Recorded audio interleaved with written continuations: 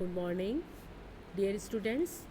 हम अब तक लगातार राष्ट्रपति शक्तियाँ, कार्य, निर्वाचन आदि के बारे में पढ़ रहे थे। लास्ट में हमने जब उनकी शक्ति और कार्यों के बारे में बात करी तो उनके उसके संकटकालीन शक्तियों की भी बात करी।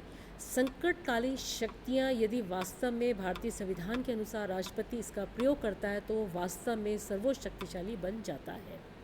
लेकिन इन शक्तियों के साथ साथ उसमें कुछ सीमाएं भी लागू की गई हैं। तो जब हम उनकी संकटकालीन शक्तियों की बात करते हैं तो संकटकालीन शक्तियों का मूल्यांकन किया गया है। उस मूल्यांकन में इस बात से इनकार नहीं किया जा सकता कि संकटकालीन उपबंधों की जो आलोचना की गई है उसमें सत्य का भी अंश है। अब संकटकालीन शक्तियों के जो मूल्यांकन में पहली बात तो ये की जाती है कि राष्ट्रपति अधिनायक बन सकता है, जो हमने इसकी शक्तियों की बात करी है। इस संदर्भ में हमारे हरिविष्णु कामत ने संविधान सभा में कहा था कि यह शर्मनाक दिन है, ईश्वर भारतीयों की रक्षा करे। ये उन्होंने स्पष्ट कहा था, क्योंकि जब उन्होंने कहा कि जब हम ये सारी शक्तियाँ राष्ट्रपति को दे देते हैं तो राष्ट्रपति सर्वोच्च शक्तिशाली बन जाता है। तो इसलिए मूल्यांकन में राष्ट्रपति अधिनायक बन सकता है। आलोचक के अनुसार संविधान में ऐसी कोई धारा नहीं है कि राष्ट्रपति मंत्रिमंडल के परामर्श पर इन अधिकारों का प्रयोग कर सके। ये इसकी पहली बात है जो इसका हम मूल्यांकन करते हैं, क्योंकि 1 माह की अवधि में मंत्रिमंडल को पद से हटाने और लोकसभा को भंग कर लगभग 5 से 7 माह का तो मनमाना राष्ट्रपति कर सकता है। महत्वाकांक्षी राष्ट्रपति इस अवधि में अपनी स्थिति सुदृढ़ कर अधिनायक बनने का प्रयत्न कर सकता है, जो इसको शक्तियाँ प्रदान की गई है।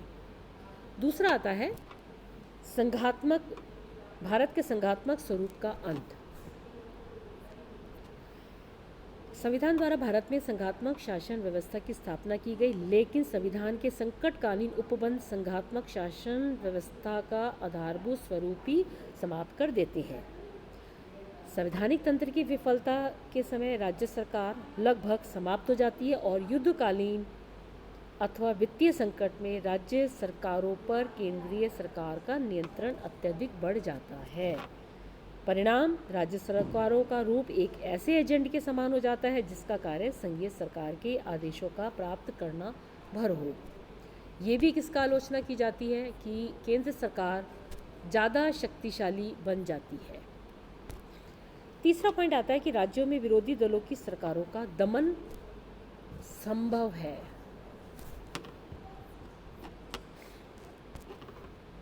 अनुच्छेद 356 के अंतर्गत राज्यों में संवैधानिक तंत्र की विफलता की स्थिति में संकटकालीन घोषणा की जो व्यवस्था की गई है बच्चों, उसके संबंध में प्रारंभ से भय प्रकट किया गया है।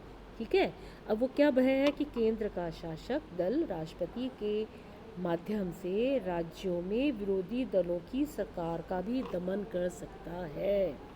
ये राष्ट्रपति को एक स्पेशल शक्ति मिल जाती है।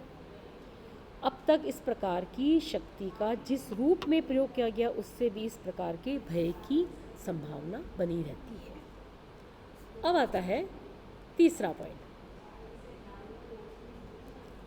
चौथा,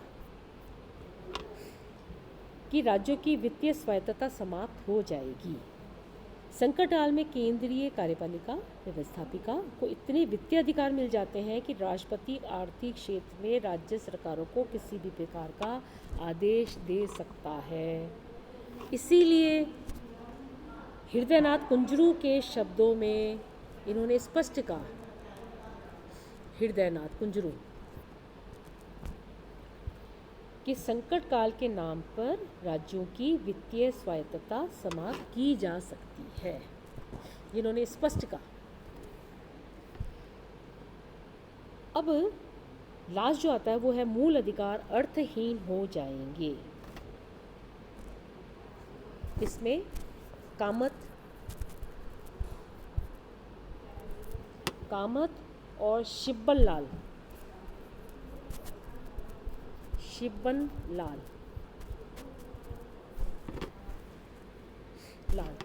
इन्होंने ये कहा है कि भारतीय संविधान पर ये एक धब्बा है जो इसे संकटकालीन अधिकार राष्ट्रपति को दिए गए हैं, क्योंकि संविधान द्वारा प्रदान किए गए मूल अधिकारों को ये समाप्त कर देंगे। जिस America, England, Canada, Switzerland, Australia आदि किसी भी देशों के संविधान द्वारा कार्यपालिका को नागरिक अधिकार और स्वतंत्रताओं को प्रतिबंधित करने की इतनी व्यापक शक्तियां प्रदान नहीं की गई जितनी भारतीय संविधान द्वारा।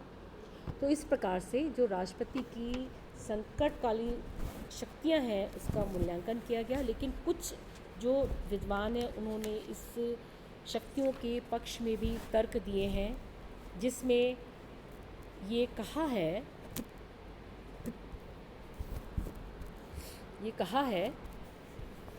कि राष्ट्रपति या अन्य कोई पदाधिकारी तानाशाह नहीं बन सकता। कहने का मतलब है कि ये जो तानाशाह है वो नहीं बन सकता है। कौन? राष्ट्रपति। राष्ट्रपति अधिनायक बन जाएगा, बाल की खाल निकालना ही है। संसदीय व्यवस्था में कोई राष्ट्रपति अधिनायक बनने की बात सोचेगा, ऐसी कल्पना नहीं की जा सकती।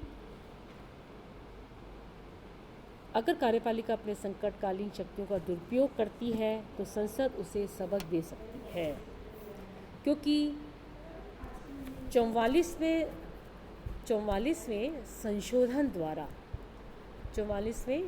संशोधन द्वारा ये कहा गया है कि संकट काल में नागरिक अधिकारों की अपेक्षा राज्य की सुरक्षा अधिक महत्वपूर्ण होगी और सशस्त्र विद्रोह वित्तीय संकट की स्थिति भी भयानक होगी। मतलब इसका कहने का अर्थ है, जहाँ तक युद्ध के कारण उत्पन्न आपात और अन्य परिस्थितियों के कारण उत्पन्न आपात में भेद न करने का प्रश्न है, इस संबंध में सशस्त्र विद्रोह वित्तीय संकट की स्थिति में उतनी भयानक हो सकती है जितने कि युद्ध के कारण हो। क्योंकि 44 संशोधन द्वारा मूल संविधान की व्यवस्था में जो परिवर्तन किए गए हैं उनसे राष्ट्रपति, प्रधानमंत्री, मंत्रिपरिषद के तानाशाह बनने की आशंका और भी निराधार हो जाती है। राष्ट्रपति की जिस तरह से आजकल वर्तमान समय में संसद अपने जो अधिकार हैं, जो डिसीज़न हैं, उनको पेंडिंग छोड़ती है राष्ट्रपति के निमित्त पर, तो राष्ट्रपति की आशंका हो जाती है कि वो निर्णय लेने में सक्षम हो जाता है। लेकिन इसके साथ ही राष्ट्रपति की जो वास्तविक स्थिति है वो दो धारणाओं पर है। एक तो स्वतंत्र राष्ट्रपति की धारणा और दूसरी संवैधानिक प्रधान की धारणा। इसमें वह शक्तिशाली नहीं बन सकता है क्योंकि यह एक सत्ता का प्रतीक है और उसकी समस्त शक्तियों का जो प्रयोग है संसद और उसका मंत्रिमंडल करता है। तो इस प्रकार से संकटकालीन शक्तियों का मूल्यांकन में राष्ट्रपति एक देश का राजमुकुट की तरह कार्य करता है, शोभामान है और संवैधानिक है, और इस आधार पर राष्ट्रपति की स्थिति स्पष्ट हो जाती है।